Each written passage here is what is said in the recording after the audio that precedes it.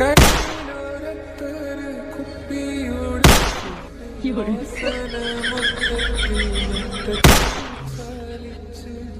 കൊള്ളണത് അവനാണെങ്കിലും വേദന നമ്മക്കില്ലേ.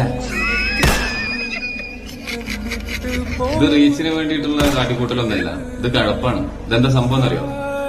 എനിക്ക് തോന്നുന്നു ഒന്നെങ്കിൽ കല്യാണം കഴിഞ്ഞ 4ന്റെ അന്ന് ഡിവോഴ്സായി. അതെല്ലാം എന്തുണ്ടെങ്കിൽ 40-45 വയസ്സായിട്ടും പെണ്ണ് കിട്ടുന്നില്ല. പിന്നെ അപ്പൊ അതുകൊണ്ട് ആവശ്യമില്ല.